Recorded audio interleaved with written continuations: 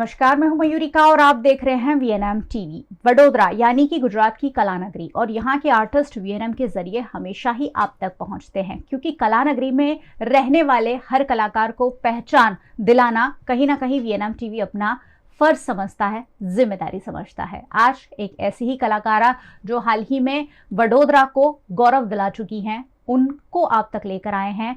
माधुरी भावे ma'am, बहुत बहुत स्वागत है। धन्यवाद। माधुरी मैम के बारे में मैं आपको थोड़ी सी जानकारी दे दूं। वडोदरा के सुभानपुरा इलाके में स्वयं सिद्धा कथक कला केंद्र चलाते हैं और 1995 से यहाँ के बच्चियों को, बहुत सारे लोगों को, अब तक 16,000 से ज़्यादा स्टूडेंट्स को कथक का ज्ञान दे चुके हैं। 16,000 से ज़्यादा लोगों को जब कथक यानी कि शास्त्रीय नृत्य का ज्ञान, अपनी परंपरा को आगे बढ़ाने का ज्ञान देना अपने आप में एक बहुत बड़ी उपलब्धि होती है। और हाल ही में जॉर्जिया में उनके स्टूडेंट ने गोल्ड मेडल हासिल किया है। क्या है ये पूरी जर्नी, उसके बारे में बात करेंगे। मैम, बहुत बहुत स्वागत है वीएनएम स्टूडियो में। धन्यवाद। मैम, माधुरी भावे जब छोटी थी तब से थोड़ी सी मैं ज़रूर जानना चाहूँगी कि कब से आपको कथक का शौक लगा। मैं 5 साल की थी तब से मैं कथक नृत्य की शिक्षा ले रही हूँ। अभी भी मैं कथक सिखाती भी हूँ और शिक्षा भी ले रही हूँ। मेरे पहले गुरु थे डॉक्टर जानकी दामले जी। उनका देहांत हो चुका, तब अभी 10 या 12 साल होने आए हैं। डॉक्टर पुरु दाधिच और डॉक्टर विभा दाधिच, उनसे मैं नृत्य सीख रही हूँ। यानी आर्टिस्ट जो है वो हमेशा सीखता रहता है, ऐसा कहा जाता है। जी। 16,000 लोगों को आप, 16,000 से ज़्यादा स्टूडेंट्स को आप कथक का ज्ञान दे चुकी हैं। कथक अब, क्योंकि ज़्यादातर लोग वेस्टर्न और बहुत सारे अलग अलग डांस फॉर्म सीखना चाहते हैं, ऐसे में कथक का अस्तित्व आज इतने सालों तक आपने बचा कर रखा है, उसके बारे में कुछ बताइए। एक्चुअली मैं बचपन से ही संस्कार मंडल में जाती थी। वहाँ मैंने 18 अध्याय भगवत गीता के सीखे हुए हैं। बहुत सारे अलग अलग श्लोक भी सीखे हुए हैं। इसीलिए बचपन से मेरे माता पिता ने अपनी संस्कृति के बारे में बहुत सारी चीज़ें सिखाई और सिखाने भेजा भी। इसी तरह से मेरे अंदर वो रुचि ही थी कि मैं बच्चियों को नृत्य सिखाते हुए एक अपनी संस्कृति का शिक्षण दे सकूं, कि जिससे वही एक भविष्य है, आगे अपने समाज को ले जा सके और अच्छी तरह से वो शिक्षा प्रदान कर सके। ये मेरी जिम्मेदारी लगी और इसीलिए मैं बच्चियों को कथक के द्वारा अपने संस्कार देने का प्रयास कर रही हूँ। आप सोचिए, कथक जो अब शायद कहीं ना कहीं एक स्टेप पीछे जा चुका है, लेकिन आज भी वडोदरा शहर में और देश भर में ऐसे कई लोग हैं जो हमारे शास्त्रीय नृत्य को, हमारी कला को, हमारी परंपरा को, हमारी विरासत को जिंदा रखे हुए हैं, और उन्हीं में से एक है माधुरी मैम। माधुरी मैम, हाल ही में जॉर्जिया में इंटरनेशनल लेवल पर एक कंपटीशन हुई और आप लोगों ने उसमें हिस्सा भी लिया और गोल्ड मेडल भी जीते हैं, उसके बारे में बताइए। जी, हमें वहाँ से इनविटेशन 2 महीने पहले आया। जैसे आया, हमने हमारे बच्चियों को बताया। काफ़ी सारे बच्चों ने इंटरेस्ट भी लिया कि हमें आना है। फिर हमने ट्रेनिंग देना शुरू किया। फिर उसके साथ साथ हमें वीज़ा प्रोसीजर भी करनी पड़ती है। वो मेरे हस्बैंड श्री मिलिंद भावे, उन्होंने मुझे बहुत सपोर्ट किया। उनके साथ मेरी बेटी मुग्धा और मेरा जवाई हैं जिगर मोदी, उन्होंने भी वीज़ा प्रोसीजर में बहुत सारा सपोर्ट किया। और इसी तरह से हम लोगों ने एक जगह प्रैक्टिस करके, दूसरी जगह बाकी सारे प्रोसीजर्स करके, हम लोगों ने जुलाई महीने में 22 को हम लोग जॉर्जिया पहुँचे। वहाँ 10 कंट्रीज़ आए हुए थे। वो फिर हम लोगों का सबके साथ इंट्रोडक्शन हुआ। बहुत सारे आर्टिस्ट के साथ हमारी अच्छी तरह से पहचान हुई जी। फिर वहाँ के ऑर्गेनाइजर्स ने हमें बहुत अच्छी तरह से एक भाषा, अलग अलग प्रकार की यूरोपियन भाषा होती है तो वो समझ में नहीं आती, इसीलिए हमें ट्रांसलेटर भी दिया था। वो हमेशा हमारे साथ रहता था। और आजकल तो मोबाइल में भी ट्रांसलेटर होता है, तो इसलिए हमें ज़्यादा दिक्कत नहीं होती है। पर बहुत मज़ा आता है अगर आर्टिस्ट दूसरे आर्टिस्ट को मिलता है तो हम भाषा भाषा को बहुत ज्यादा महत्व नहीं देते। भाषा पीछे छूट जाती क्योंकि कला बोलती है वहाँ। एग्जैक्टली हम पूरी भाव के साथ हम एक दूसरे के साथ बहुत सारी बातें करते हैं, अच्छे दोस्त बनते हैं, हम हमारा कल्चर एक दूसरे को एक्सचेंज करते हैं। इसी तरह से बहुत सारी चीज़ें सीखने को भी मिलती हैं, वो भी हमसे बहुत सारी चीज़ें सीखते भी हैं। और बेसिकली वहाँ के जो मिनिस्टर्स होते हैं वो हमें जब मिलते हैं तभी हमें इस तरह से बोलते हैं कि भारत जब आता है तभी हमारा फेस्टिवल लगता है, क्योंकि भारत का जो संस्कृति है, भारत का जो साहित्य है, भारत में जो अलग अलग प्रकार के कॉस्ट्यूम्स हैं, ज्वेलरी है और म्यूजिक है, गाना है, वो इतना रिच है कि कोई बिट ही नहीं कर सकता हिंदुस्तान को। बहुत। इसीलिए वो बहुत प्राउड फील करते हैं और हमें एक अलग बहुत बड़ा दर्जा वहीं से ही देना शुरू कर देते हैं। भारत देश विदेश में बहुत ऊंचा नाम है। विदेशों में तो भारत की संस्कृति, भारत का पहनावा और भारत के डांसेस बहुत ज़्यादा मशहूर है। और यही बात को मैं अग्री करती हूँ मैम के साथ कि भारत का एक अलग स्थान है दुनिया के दूसरे देशों में। मैम आपने कहा कि 10 कंट्री के लोग आए हुए थे, तो क्या वो सारे लोग कथक ही रिप्रेजेंट कर रहे थे या वो अपना डांस पेश कर रहे थे वहाँ? जी, वहाँ उनके फोक डांसेस वो लोग लेकर आते हैं। और एक्चुअली क्या होता है कि अभी फोक डांसेस भी काफी सारा प्रॉब्लम हो गया है, लोग फोक डांसेस में जाते नहीं हैं। आजकल अलग डांसेस को ज्यादा महत्व दिया गया है, इसीलिए जो संस्थाएं हैं वो खास करके फोक डांसेस और क्लासिकल डांसेस को ज्यादा महत्व देने लगे हैं। और वो कॉम्पिटिशन्स भी इसीलिए ही करते हैं कि लोग इनकरेज हो जाए और आए जी। और इसी तरह से वो अपने अपने हिसाब से अपने अपने ट्रेडिशनल फोक डांसेस लेकर ही आते हैं।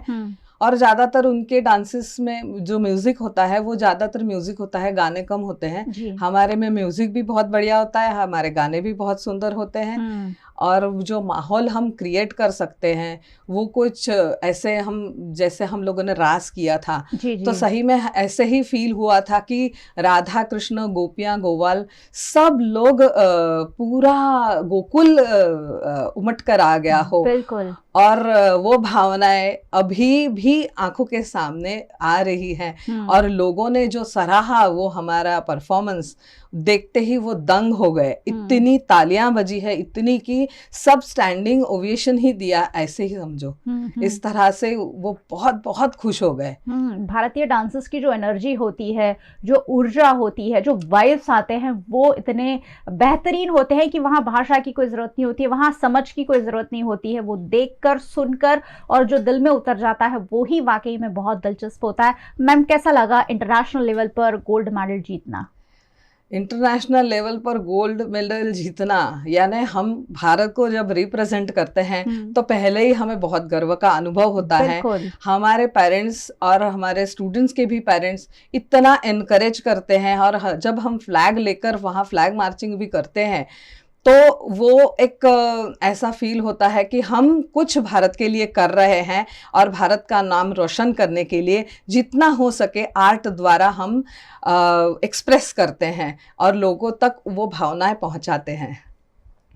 जब भी मैं भारत की और भारत के तिरंगे की बात सुनती हूँ, भारत की उपलब्धियों की बात सुनती हूँ, मेरे रोंगटे ज़रूर खड़े हो जाते हैं। और क्यों ना हो, हर हिंदुस्तानी के दिल में देश के प्रति जो भावना है वो यही बताती है कि भारत देश का जो सिर है वो देश दुनिया में हमेशा ऐसे ही ऊंचा रहे। और वो ऊंचा करते हैं हमारे यहाँ के आर्टिस्ट, हमारे यहाँ के कलाकार। माधुरी भावे जैसे हज़ारों लाखों आर्टिस्ट हैं जो अलग अलग देशों में जाकर भी भारत की अस्मिता को कायम रखते हैं। मैम क्या भविष्य देखना चाहते हैं आगे चलकर, कथक का हो या भारत की संस्कृति का हो, फोक डांसेस का हो, कहाँ देखना चाहते हैं ये सारी चीज़ों को आप? मैं तो यही समझूंगी कि वहाँ जब हमारी कॉम्पिटिशन्स चल रही थी, एक दिन की कॉम्पिटिशन थी, दूसरे दिन भी बहुत सारे दूसरे कंट्रीज़ की कॉम्पिटिशन थी, तब मुझे उन्होंने इंटरनेशनल जज के हैसियत से इनवाइट किया था। तभी मैंने 2-3 जजेस के साथ डिस्कशन जब कर रही थी तभी उन्होंने भारत के बारे में इतने अच्छे अच्छे शब्द कहे। जैसे वो बोलते हैं कि भारत हर तरह से रिच है, साहित्य है, म्यूज़िक है, फिर फिर डांसेस हैं, एक भी ऐसी चीज नहीं देखने को मिल रही है कि वो थोड़ी सी भी कम हो। कोई बिट नहीं कर सकता। भारत के नृत्य, संगीत, वाद्य, साहित्य बहुत रिच है, और वो जो भाव है, एक्सप्रेशंस है, वो तो कोई ला ही नहीं सकता, क्योंकि उनके भाव, वो शब्द से ही भाव उमटते हैं, वो म्यूजिक से ही भाव निकलते हैं। तो ऐसी चीजों में हमें उन तक पहुंचने के लिए सदियों लग जाएंगी। ऐसा उन्होंने इतना अच्छी तरह से भारत के लिए बात करी। यानी विदेश के लोग भारत के नृत्य को, भारत के संगीत को इतना पसंद करते हैं, लेकिन हम जो है भारतवासी जो हैं अब वेस्टर्न कंट्री के डांस को ज़्यादा प्रेफर करते हैं। मैम क्या इस पर कुछ कहना चाहेंगी? क्योंकि अब हम हिप हॉप और अलग अलग तरीके के डांस फॉर्म ज़्यादा सीखना चाहते हैं कि बाकायदा हम कथक या और कोई शास्त्रीय संगीत या शास्त्रीय नृत्य सीखने के। एक्चुअली देखा जाए तो इतने सालों से हमारे लोगों की ऐसी एक विचार और सोच हो गई है कि दूसरों का बहुत अच्छा होता है, हमारा इतना कुछ खास नहीं होता है। पर जब वो दूसरों का सीखने जाते हैं और हमारा देखते हैं परफॉर्मेंसेस, तभी उनको फील होता है कि नहीं, ये सीखना बहुत जरूरी है। जैसे हम भाषा में बोलते हैं कि संस्कृत भाषा सीखना कितनी जरूरी है, वैसे शास्त्रीय नृत्य सीखना उतना ही जरूरी है। अगर वो अच्छी तरह से आ जाए तो ये सारे डांसेस तो बहुत इजी है करने और समझने के लिए। ऐसा उनको फिर फील होने लगता है, इसीलिए इधर भी इंक्लिनेशन बहुत अच्छा होने लगा है, बढ़ने लगा है कहीं ना कहीं। अब हमारे यहाँ बच्चियों को भी बहुत अच्छा एक्सपोजर पहले के ज़माने के हिसाब से मिलने लगा है। पहले नाच गाना वो कहीं ना कहीं ठीक या सही नहीं माना जाता था, लेकिन अब उसकी एक अलग पहचान है। अब लोग अलग नज़रिए से देखते हैं अलग अलग डांस फॉर्म को। क्या मैम आपने ये भी महसूस किया कि पहले के ज़माने में बच्चियों को डांस सीखने भेजना पेरेंट्स इतना प्रेफर नहीं करते थे, और आज वो अब बदलाव आ चुका है? जी। पहले के ज़माने में ऐसा होता था कि एक्चुअली कथक में 3 प्रकार के घराने हैं, जयपुर घराना, लखनऊ घराना, बनारस घराना। ऐसे 3 घराने प्रसिद्ध है, और तीनों घरानों की अलग अलग विशेषताएं हैं। जैसे जयपुर घराना देखा जाए तो रजपूत लोगों का वहाँ वास है, तो वहाँ फाइटर्स ज़्यादा होते थे, तो इसीलिए कथक में ज़्यादा वीर रस देखने को जयपुर घराने में मिलता है। लखनऊ घराने में नवाब लोगों का राज्य हुआ करता था, इसीलिए वहाँ नजाकत्ता, ग्रेस बहुत देखने को मिलता है, तो श्रृंगार रस देखने को मिलता है। बनारस घराने में क्या है, वहाँ बहुत सारे मंदिर हैं, बहुत सारी धार्मिक पूजा और वगैरह सब होता है, तो वहाँ कथक धर्म से लेकर जुड़ा हुआ है। तो देखा जाए तो कथक हर जगह से जुड़ गया है। अभी के मेरे जो गुरुजी है डॉक्टर पुरु दादी जी, वो हमेशा कहते हैं कथक कथक है, उसके घराने पहले थे, अभी पूरा कथक है, उसमें कोई घराने हम नहीं लाएंगे। और घरानों की सारी अच्छाइयाँ हमें लेनी चाहिए, और उसको आगे बढ़ाने की जिम्मेदारी हमारी है, और उसे बहुत सुकूनता से संभाल के उसको आगे ले जाना, ये हमारी जिम्मेदारी है। चलिए, मैं दिल से नमन करती हूँ आप जैसे सभी आर्टिस्ट को, और मैं हमेशा वीएनएम के प्लेटफॉर्म से ये कहती आई हूँ कि कलाकार चाहे वो किसी भी कला में माहिर हो, उन्हें सराहना बनता है, क्योंकि वो जो कला होती है वो भगवान की देन होती है। आपके और मेरे पास शायद ऐसी कला ना भी हो,